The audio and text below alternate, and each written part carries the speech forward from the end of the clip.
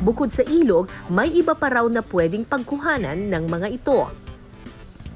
Bukod sa mga freshwater shrimp, meron din silang inaalagaan dito na mga catfish or hito. Masarap ihawin to, no? Tsaka prito. So, andito yung mga hito, pero para mahuli natin sila, kailangan may pain. So, ang gagawin natin, maglalagay ka ng pagkain, tapos hihulihin ko na. Opo, ma'am. O, sige, game. Kaya ko yan.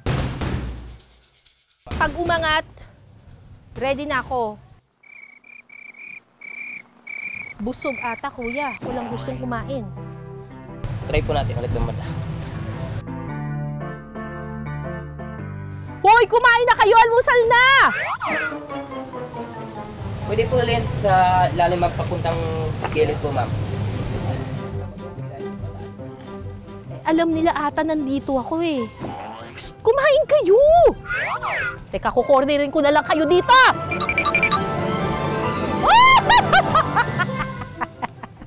Kala nyo ah! Okay. Paano? Ganyan lang. Ay! Bongga! Uy, ang laki niyan ha. Teka ha, hanap pa tayo.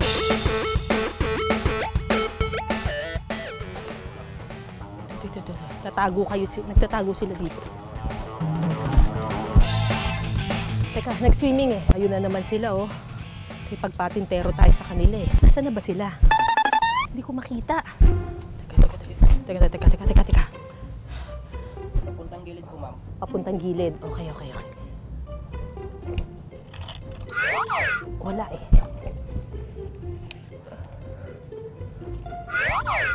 Teka, ikaw nga kuya. Ay! Kumala! Doon! Tumatakas!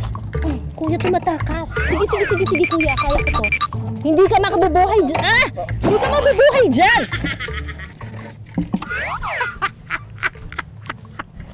Huwag ka lang tumakas, hindi ka mabubuhay dyan.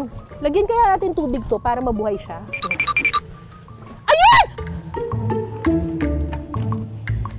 Ay! Huwag ka tumalon. Ito, kuya. Dito. Yan. Wala na dito. Dapat ata may nagbubulabog dyan para pumunta sila dito. Tapos pagdating nila dito, huhulihin na lang natin. Teka lang. Okay. Wow! Talagang bulabog. Oh, di ba? Nabulabog kayo, ha? Wow! Ito, nandito. Punta ka dun. Shh. Bakit wala? Ito, nandito kayo. Punta kayo dun. Ay, ito! Ito, meron dito. Teka, nabulabog ko na sila dito. Hi, salamat. Ilan na huli natin? 5 po, ma'am. Okay na yan. So, ito yung mga nahuli nating hito kanina. Kasama ko dito si Ate Glenda. Tuturuan tayo kung paano maglinis ng hito. Okay po. Yung nahuli, kukunin muna natin itong isa. Madulas yan, te. Madulas yan.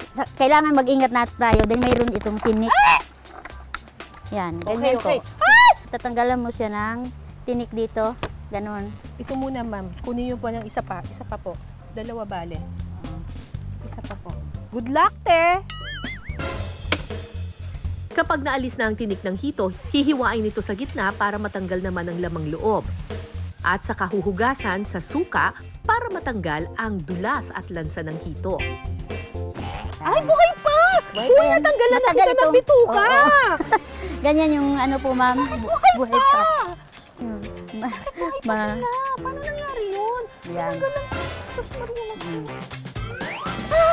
pagkatapos natin silang lamasin ng, Lamasin sa suka. ng suka, na ibang level, buhay pa rin sila. Ilagay na natin sa tubig. Hugasan natin ng fresh Hugasan. water. Ay! Yan. Bakit gumagalaw pa? Ganun po yan, ma'am. Gumagalaw pa. Kahit nasa apoy pa, gumagalaw pa rin. Nakita ninyo dahil nilamas natin siya ng suka, nag-iba rin ang kulay yung mismong hito, hindi na siya black na black. Kapag malinis na ang mga hito, pwede na tayong magluto. Gumawa ng maliliit na hiwa sa hito sa magkabilang parte nito. para pumasok at manuot ang lasa. Saka ito titimplahan ng asin, suka, bawang at paminta. Ang mga hito pwede nang tuhugin para ihawin. Tutuhugin na natin to ngayon. Ganito yung pagtuhog, mami. Dito mo idaan sa bunganga. Buksan mo yung bunganga, tutuhugin mo hanggang doon sa may buntot. Yan. Oh, 'di ba? Kala ninyo magaling ako magtuhog. Ihaw na.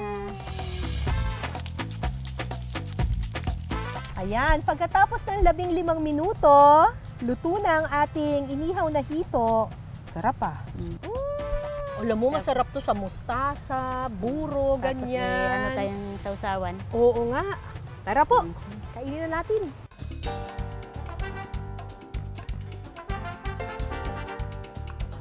Tikman naman natin itong inasal na pantat or inihaw na hito. Ayan. Oh. Sarap. Sausaw natin siya dito sa toyo na may suka at sibuyas at kamatis. Sarap. Alam mo kami, pag kumakain ng hito, nilalagay namin to sa sa mustasa, tapos may buro. Pero dito talagang ganito lang, masarap na. Kapag fresh yung tinuli mo na seafood, iba talagang lasa. Manamis-namis. And very juicy.